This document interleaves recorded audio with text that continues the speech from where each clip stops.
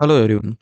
In this, I'm going to share about immutable classes. While a few programmers wouldn't consider immutable classes to be significant or even touch the concept, I'm one of those who firmly believe immutable classes are one of the most important concepts when discussing about classes in Java. My pronunciation is not that great. Please forgive me for any mispronunciations. The views shared are only personal opinion, does not intend to hurt anyone's sentiment. Recommend discretion. What is an immutable class? A class whose content cannot be modified once an object is created is called an immutable class in Java. After initialization, if the state of the object does not change, then it is immutable. Immutability generally means once defined cannot be altered. In Java, all the wrapper classes and string class are immutable classes. We can create our own immutable classes also. How to create an immutable class? Before starting on how to create our own immutable class, let's get some basic requirement points based on the definition of immutable class. Let's ask ourselves the questions and derive answers. How can we make a class declaration non-modifiable? Well, based on the options we have with the modifiers, the only possibility is to declare a class as final. In Java, final declaration of top level class is allowed.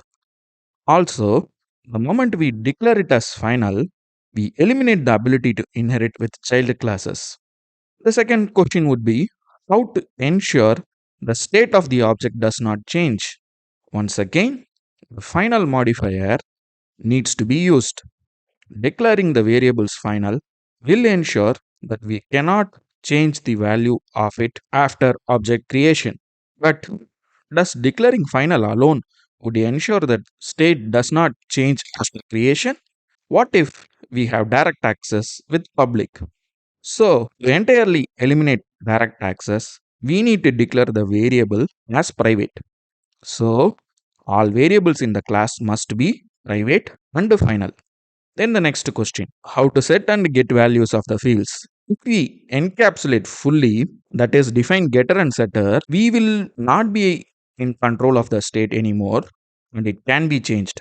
So the solution is to define parameterized constructor that should initialize all the fields performing a deep copy so that data members cannot be modified with an object reference. This constructor would act as the source to set values and no other setter methods should be present. The next step is to define getters. But wait, can we define all getters normally? No. If there are custom nested objects in the class of the variable as properties, we would end up in a state change problem. So, if there are nested objects in the class of the fields, perform deep copy in the getter methods to return a copy rather than the actual object reference. Consolidate on how to create an immutable class. Declare the class as final. Make all the fields private and final. Don't provide any setter methods for variables. Initialize all fields using a parameterized constructor performing deep copy. In the getter methods, return a copy rather than returning the actual object reference. We will look at an example in detail later. For now, look at this for reference.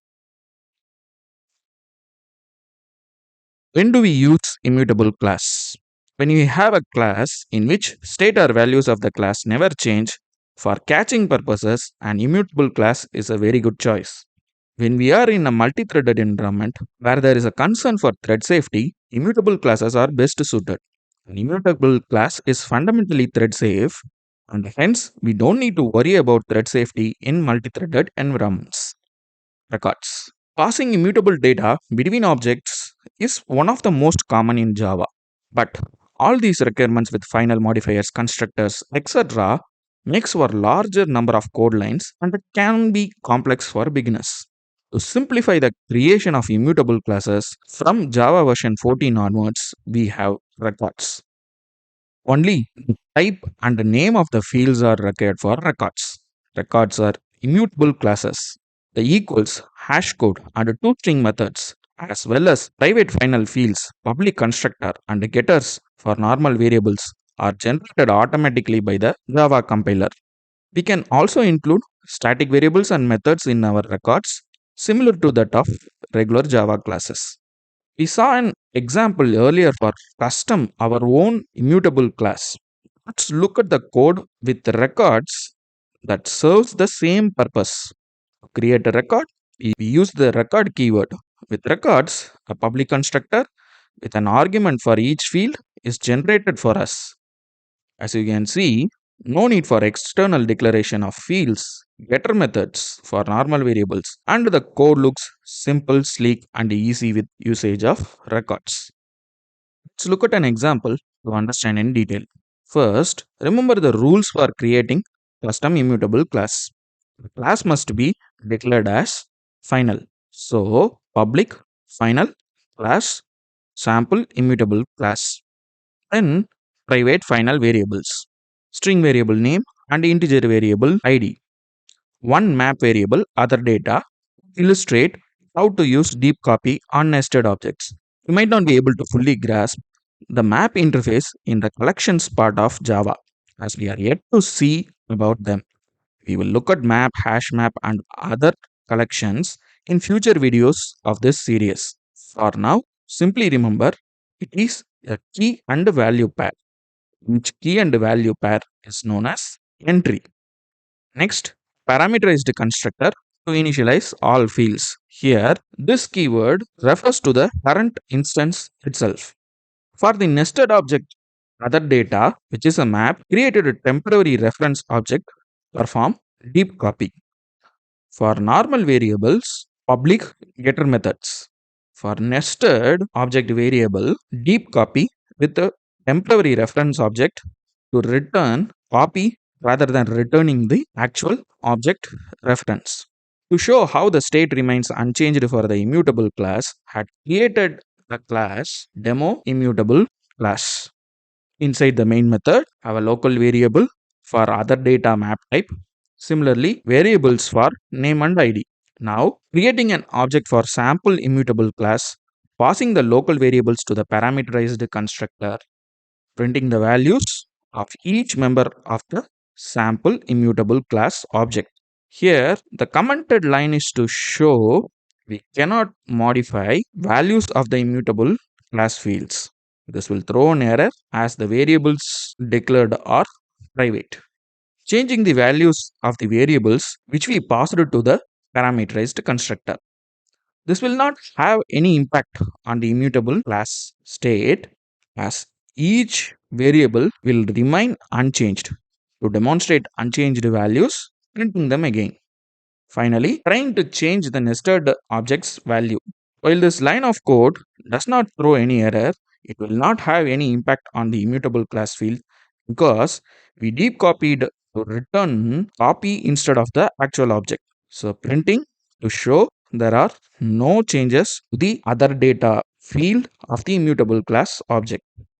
Let's execute and verify the output. The output is printed as expected. Inline comments here are only for your understanding. I strongly recommend to not use inline commands within a method or a block. Have multi-line comments at the top of the methods. On deep copy of nested objects, a few people would code with clone. I'm not a fan of clone, especially in this scenario. I prefer deep copy, not cloning. Ideally, it should be deep copy, the way it is coded with temporary variable. There is a warning on the immutable class suggesting to convert into record. Note, records are available only from Java version 14. If you are using any prior version, this option won't be available. Let's convert into record and see how the code transfers. Look how simple, sleek, and easy this transformed code with record. The compiler takes care of getters, modifiers declaration, and the constructor. Absolutely no changes required on the demo immutable class. We can simply execute and get the same result as expected. With the newer version of Java, I do recommend to use record to make code easier. There are few people consider immutable classes or records unnecessary or not needed. In my opinion, immutable classes or records are like any other paradigm or pattern or tool is there to make constructing software easier. Of course, they are not strictly needed, but they do add immense value to our Java code. I believe they are good and use them whenever it is the right design for the requirement.